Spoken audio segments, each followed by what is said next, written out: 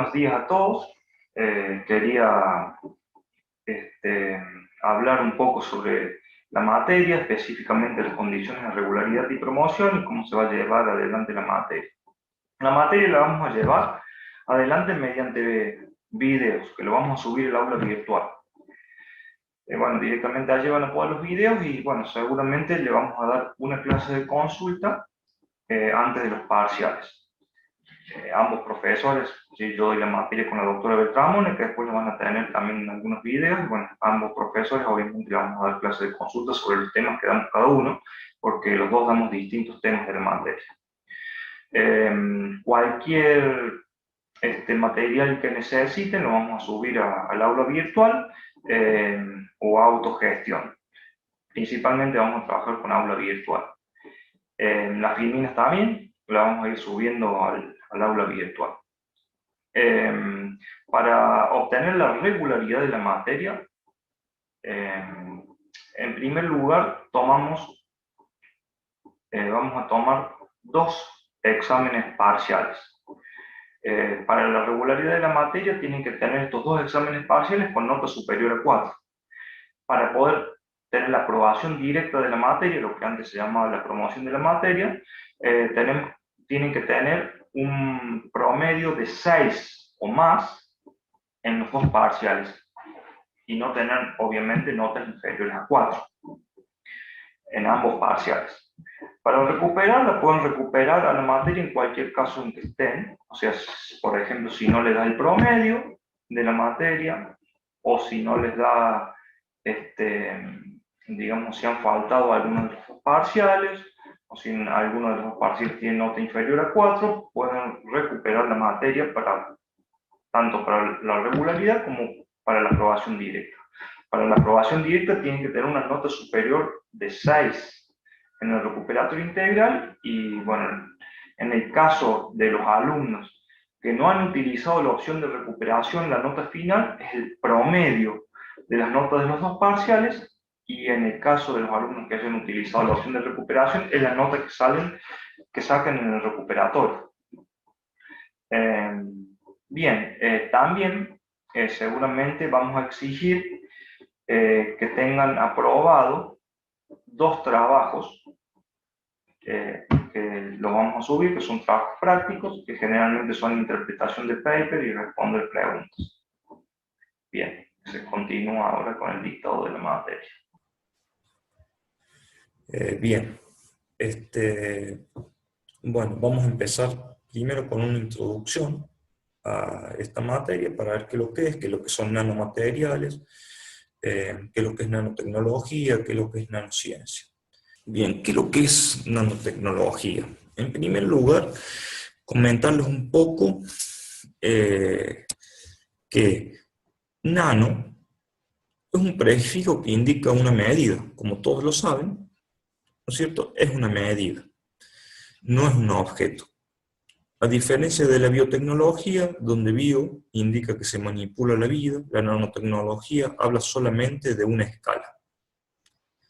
La nanociencia es un área emergente de la ciencia que se ocupa del estudio de materiales de muy pequeñas dimensiones.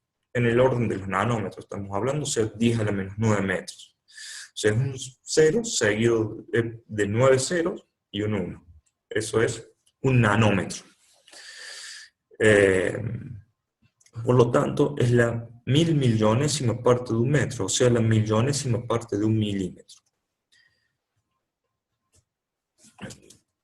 Bien, siguiendo un poco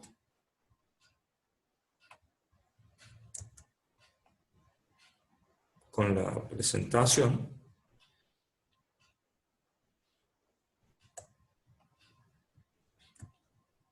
a ver que estoy teniendo problemas acá para pasarla. Bien, seguimos. Cuando hablamos de nanómetros nos referimos a la 1000.000.000ª parte de un metro. Muy difícil de imaginar sin algún ejemplo. Si nos imaginamos un chip, o sea, un procesador que tiene los celulares, las computadoras, que es algo muy pequeño porque la electrónica ha venido miniaturizando todos sus componentes, nos referimos al micrómetro, o sea, 1000 veces más grande que un nanómetro. una bacteria puede medir una millonésima parte de un metro, o sea, 1000 nanómetros. Un virus estaría dentro de lo que es, justamente hablando de los virus. Realmente este virus, ¿no es cierto?, está dentro de los nanómetros, ¿sí? Estamos dentro de los 10, de los 100 nanómetros. Y bueno, más pequeñas, por supuesto, son las proteínas, las moléculas biológicas, no biológicas y los átomos. Bien. Por lo que pueden ver, la nanotecnología, la nanociencia en sí, más particularmente la nanociencia, ocupa varios campos de la ciencia. La biotecnología tiene parte de nanociencia. La ingeniería tiene parte de lo que es la nanoingeniería. La biología molecular está dentro de lo que es el campo de la nanociencia. La física y la química también tienen partes que están dentro de lo que es la nanociencia. Por consiguiente, la aplicación de todas estas ciencias da lugar a lo que se denomina la nanotecnología. La nanotecnología y estas ciencias tienen muchas aplicaciones, digamos, dentro de lo que es la parte de la nanotecnología, que ya vamos a ir viendo un poco y nos vamos a ir basando dentro de lo que son las nanotecnologías, que pueden ser aplicadas a agricultura, alimentos, ciencias aeroespaciales, biotecnología, transporte, construcción, telecomunicaciones, incluso deportes, para diseñar nuevas prendas, para estas prendas de alto rendimiento, digamos, para deportistas, química, energía, etc. Como podemos ver también en la siguiente filmina, tenemos que podemos ver también otras aplicaciones de la nanociencia. Por ejemplo, en la nanoelectrónica, por ejemplo, hay muchas aplicaciones en telecomunicaciones, en almacenamiento, en procesamiento de la información, en electrónica de un electrón, que es lo que se llama espintrónica, que vamos a ver un poco más adelante.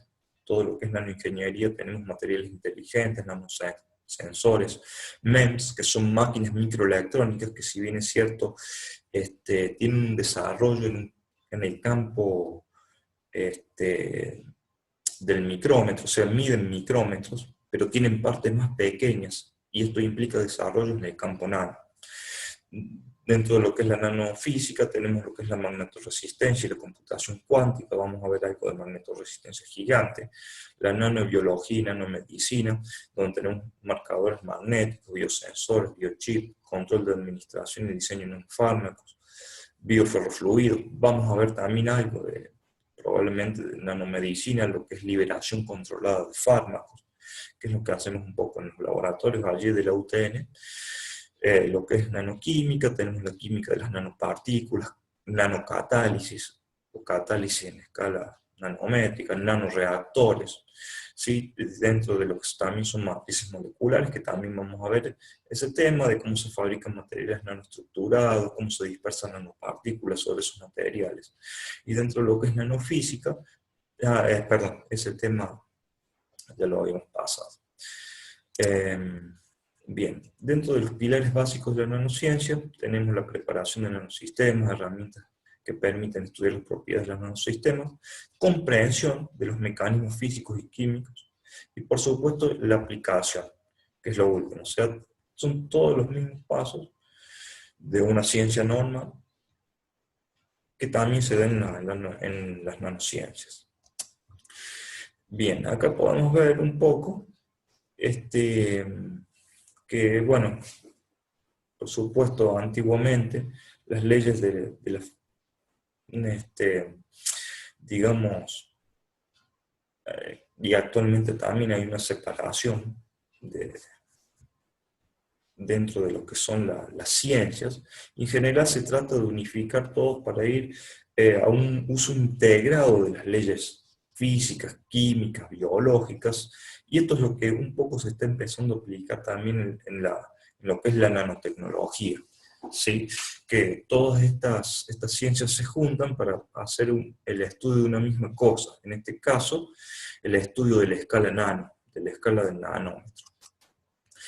Bien, dentro de lo que son dentro de lo que es la nanociencia, se empezó a estudiar mucho lo que es el tema de las nanopartículas.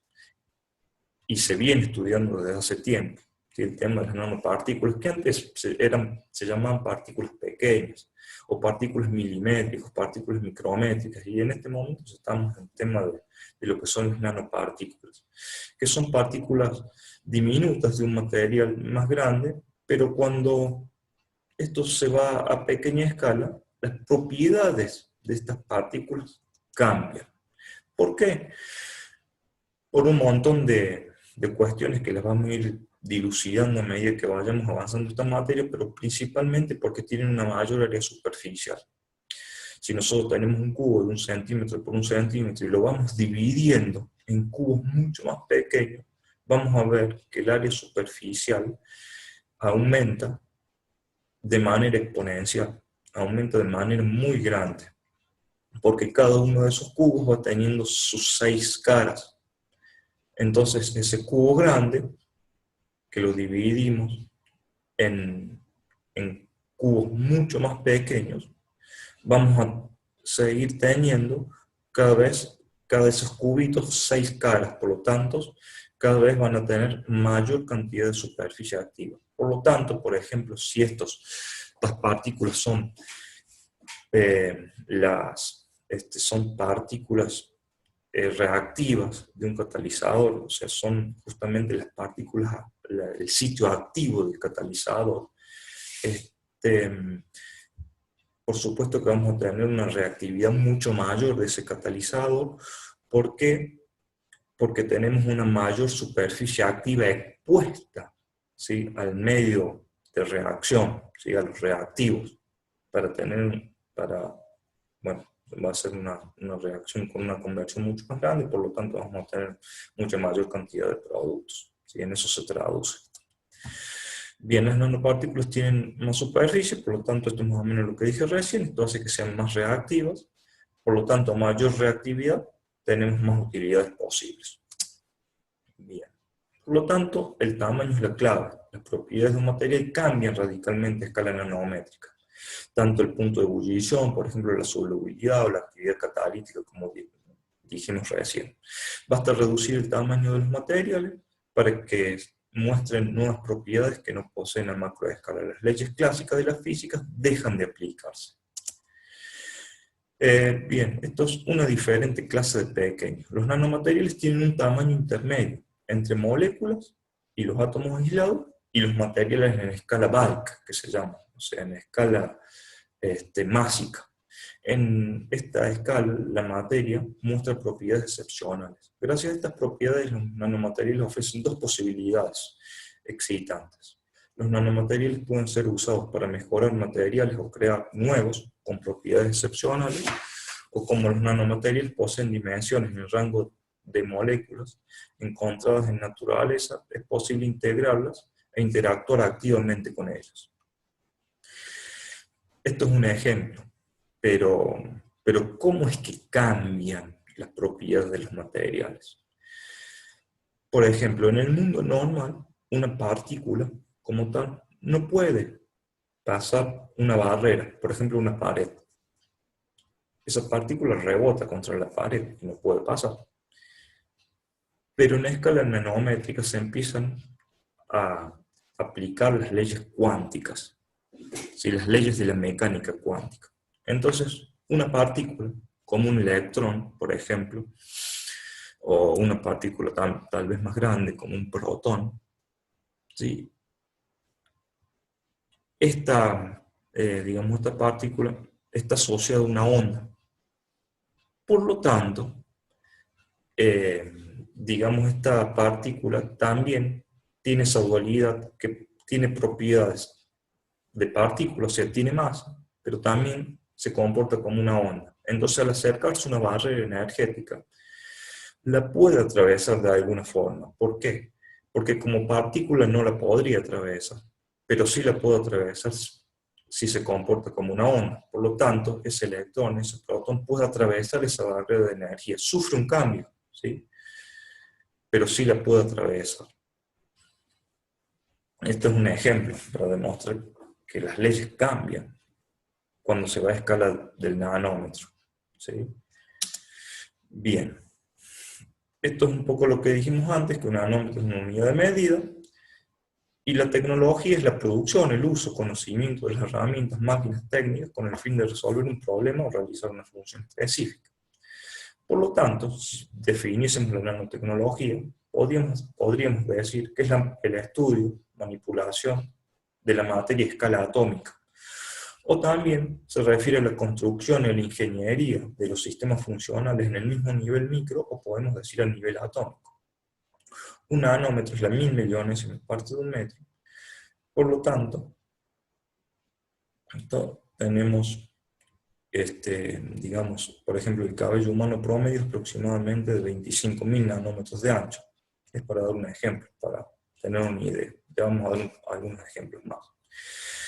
La historia de lo que es la nanociencia está relacionada con Richard Feynman, que fue un premio Nobel de Física, que propuso fabricar productos en base a un reordenamiento de átomos y moléculas.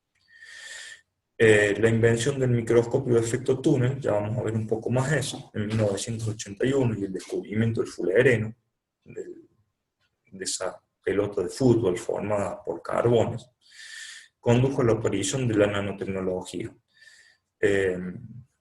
Richard Feynman escribió un libro que lo tituló "Hay suficiente espacio en el fondo", al decir de que realmente, digamos, si nosotros nos vamos a escala más pequeña, los átomos y moléculas es como que dejan lugares entre medios. Bueno, si ustedes se acuerdan de lo que son cristales, en donde hay una red de Bravais, digamos, y los átomos se agrupan de una determinada forma, dejan como huecos, ¿sí? Que incluso en ciertos materiales son ocupados por otros átomos o cationes. A eso se refería Richard Feynman. Bien. Bueno, lo increíblemente diminuto del nano lo podemos ver si damos ejemplos. Digamos, un hombre con 2 metros de alto mide 2.000 millones de nanómetros. 1 millón de nanómetros tiene, por ejemplo, un lunar en alguna parte del cuerpo. Miles de nanómetros miden las células biológicas, es decir, los glóbulos rojos, por ejemplo. O sea, están en el orden de las micras.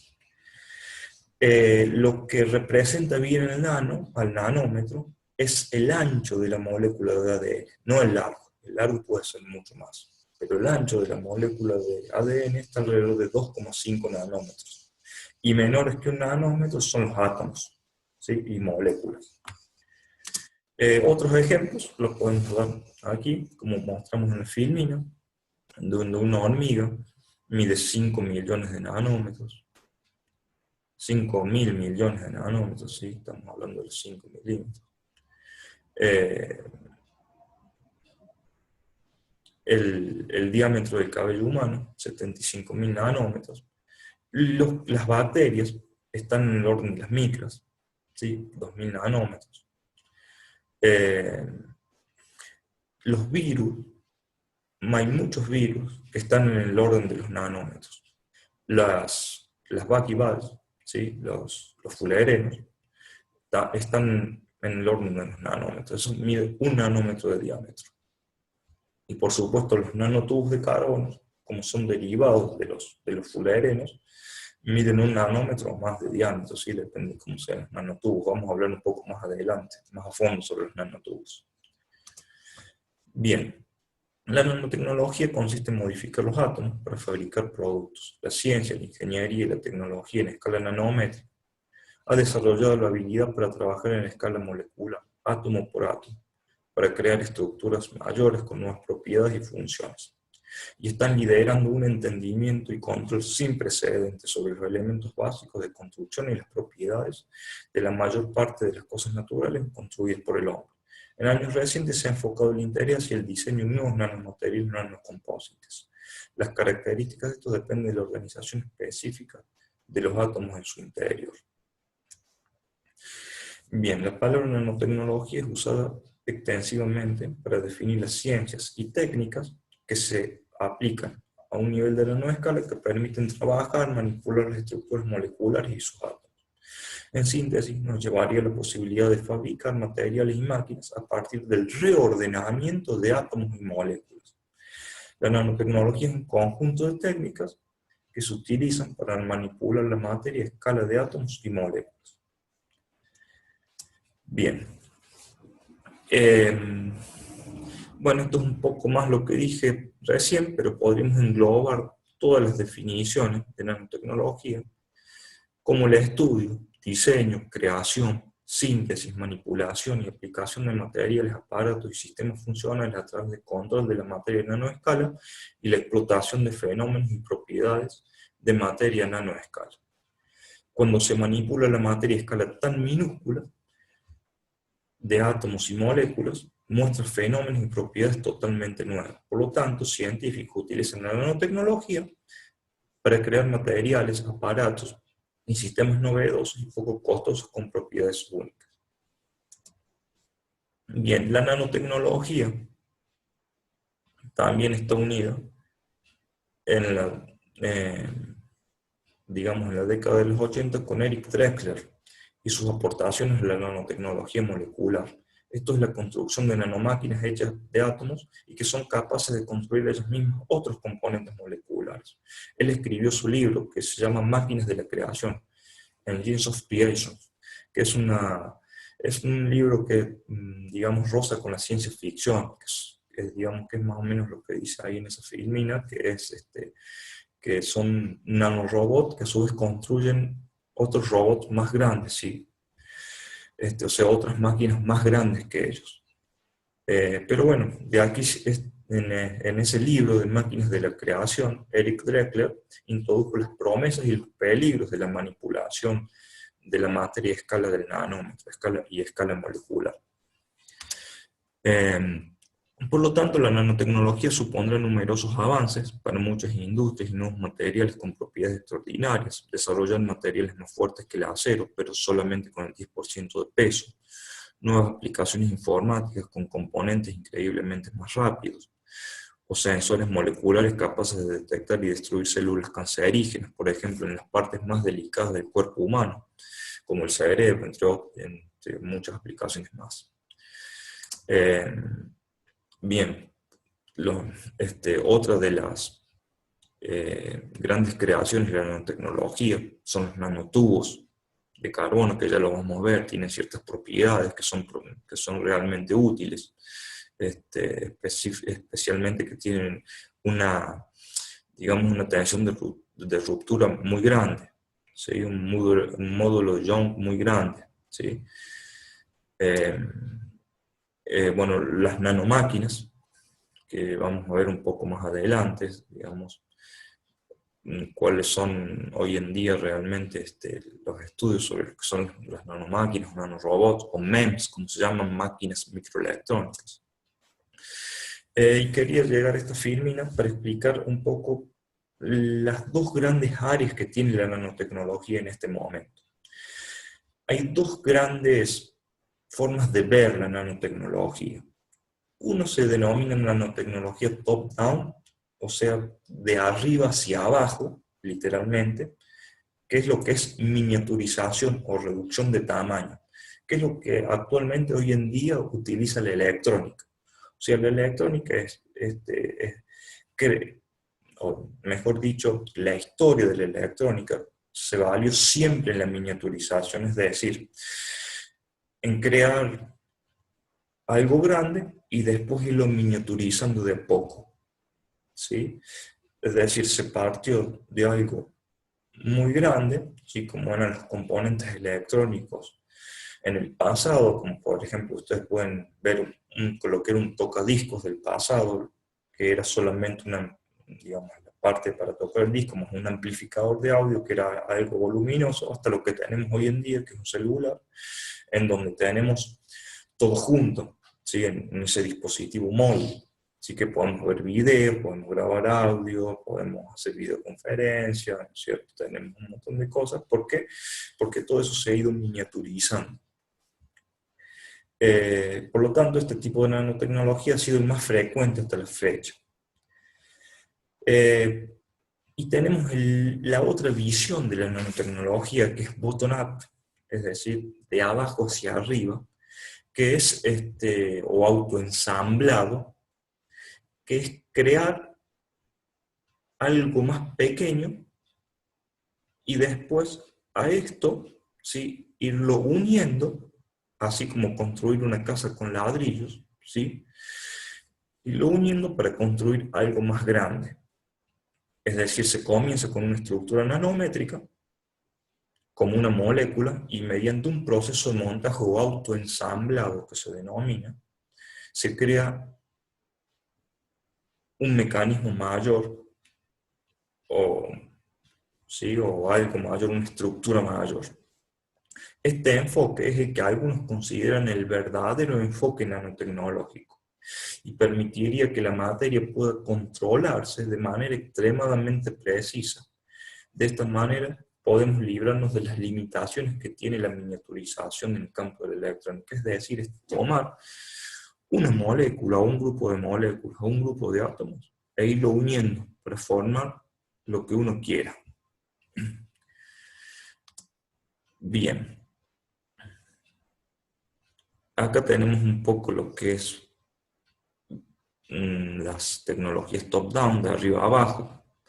Por ejemplo, las técnicas para obtener máquinas microelectrónicas, que se realizan con miniaturización. También se están empezando a hacer estudios para la fabricación de máquinas microelectrónicas con el otro enfoque nanotecnológico, el bottom-up, pero después durante la materia vamos a ir viendo ejemplos de esto.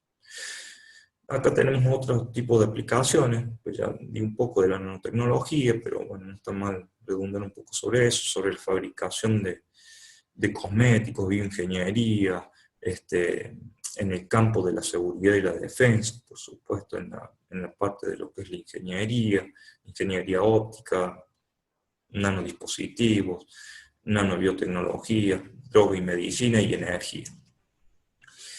Bien, quería llegar a esta parte. ¿Por qué cosas tan pequeñas tienen un interés científico y valor tecnológico a punto de presentar un cambio de paradigma en las reglas de la tecnología y de la economía global? El éxito de la industria electrónica en los últimos 50 años resultó de un nivel cada vez mayor de integración de componentes con dispositivos cada vez más pequeños y una duplicación de la inversión de capital cada 2 años. Es decir, en la industria electrónica, cada 2 años se duplica la inversión para poder tener una escala de miniaturización mucho más grande y así obtener dispositivos mucho más rápidos, ¿sí?, y mucho más versátiles y mucho más pequeños. La química y la física han comenzado a copiar a la biología, que funciona con unidades a escala submicrométrica, ribosomas, cloroplastos, mitocondrias, etcétera, que constituyen verdaderas máquinas nanométricas. Ninguna planta química logra la eficiencia de síntesis limpia que ejecuta a diario la naturaleza. Ninguna memoria almacena tanta información por micrómetro cúbico como el ADN. Ninguna central de generación de energía logra la eficiencia de una mitocondria, pero a eso se tiende. ¿Sí? Bien, entre los productos de la nanotecnología están la electrónica molecular, es decir, componentes moleculares, circuitos, los materiales moleculares para microelectrónica, y bueno, los MEMS, que habíamos visto antes, por ejemplo, como acelerómetros de satélites o acelerómetros de airbags, ¿sí?, que son ciertas máquinas microelectrónicas. Ahora vamos a seguir viendo una serie de técnicas de caracterización de los nanomateriales. ¿Por qué? Porque para comenzar a ir de lleno con la materia, necesitamos ver estas técnicas de caracterización, porque nosotros podemos, digamos, generar un nuevo material, tener una nueva idea en la parte del campo de los nanomateriales, y uno puede crear ese nanomaterial o ese dispositivo que quiere crear, pero si no tiene forma de caracterizarlo, porque no lo podemos ver con nuestros propios ojos. Por lo tanto, vamos a ir a ver ciertas técnicas de caracterización de estos materiales. Y vamos a empezar por una técnica que fue fundamental para el desarrollo tecnológico, que se denomina microscopía de efecto túnel y microscopía de fuerza atómica. Son dos microscopias que están relacionadas. Bien. Un gran paso para la nanotecnología. Los físicos Binning y Rohrer, del laboratorio de IBM en Zúrich, Suiza, desarrollaron el microscopio de efecto túnel. Es un nuevo concepto de microscopía que permite observar por primera vez átomos individualizados y también manipularlos. Ya vamos a ver un poco eso. En 1985, los mismos investigadores desarrollaron el microscopio de fuerza atómica.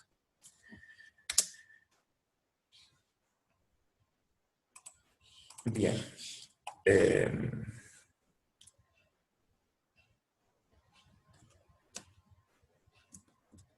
El microscopio dispone de una punta afilada en el extremo de un brazo robótico. ¿Sí? Tiene una punta bien afilada que prácticamente el extremo termina en un átomo. Hay formas de fabricar estas puntas.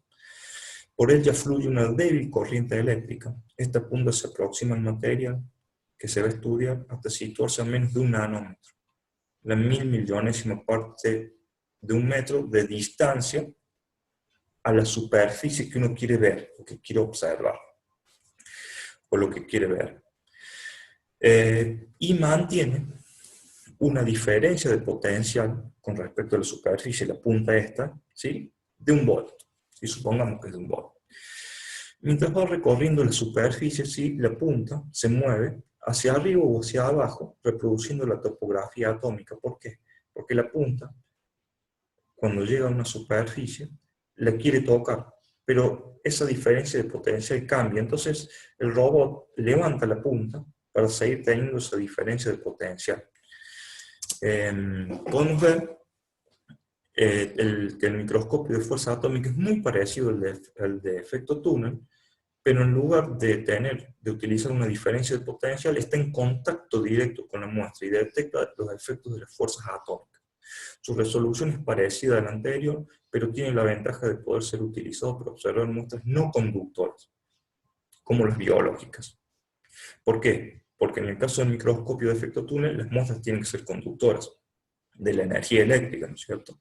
En cambio, el microscopio de fuerza atómica no. Bien. Este microscopio puede ser usado en forma topográfica, en forma espectral o en forma de manipulación. Veamos más o menos cómo es el diagrama de uno de estos microscopios. Está la punta metálica con la muestra, el brazo robótico que dirige la muestra a la superficie, que es lo mismo que se mueve la superficie o la punta, pero generalmente se mueve la punta. Tiene todo un sistema electrónico. En el caso del microscopio de efecto túnel, mide la diferencia de potencial de 1 volt, y por lo tanto, lo que hace esta punta es escanear toda la superficie de la muestra. Es decir, hace esto, escanea toda la superficie de la muestra,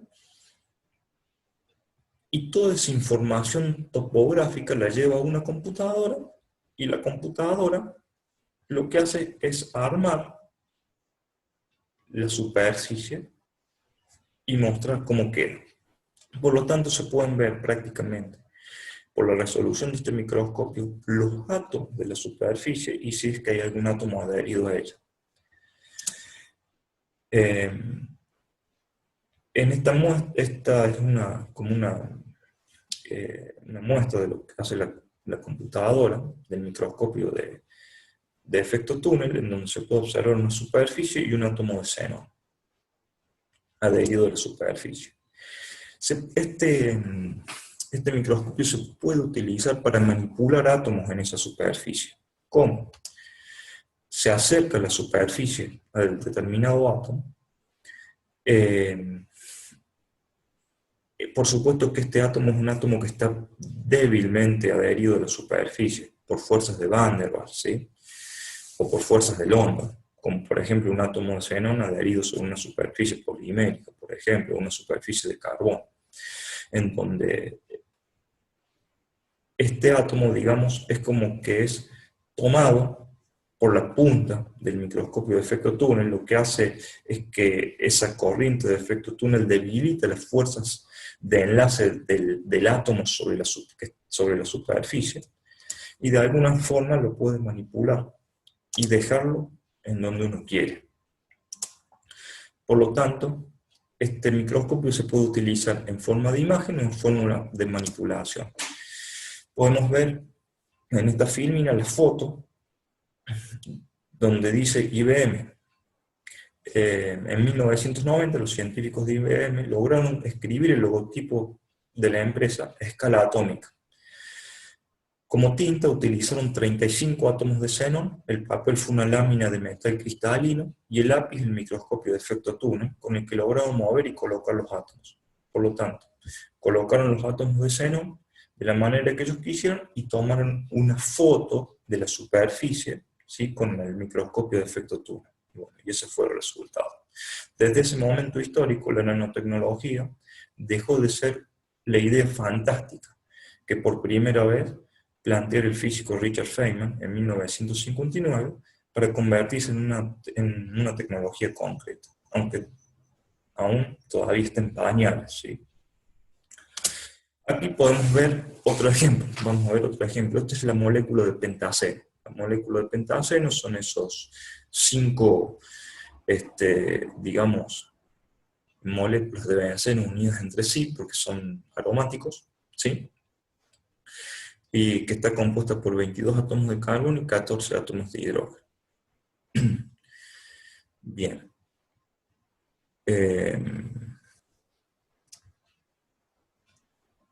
Eso es lo que se ve en un microscopio de fuerza atómica, en donde podemos ver lo que se ve, digamos, de esa molécula de pentaceno. El espacio, ¿sí?, la distancia entre los anillos de carbono es de solo 0,14 nanómetros de ancho. Bueno, esto es lo que se ve, y en la última foto, allá abajo a la derecha, podemos ver varias moléculas de pentaceno. Por supuesto que esto se hace a una temperatura extremadamente fría, si no, no se podría hacer nada, prácticamente enfriado con helio líquido, casi cerca del 0 Kelvin, porque si no estas moléculas estarían en vibración, estarían saltando de un lado por el otro, no se podría ver nada. Por acá, por ahora, dejamos con este video. Ya les voy a seguir subiendo otros videos de otras técnicas de caracterización. Bueno, que tengan buen día.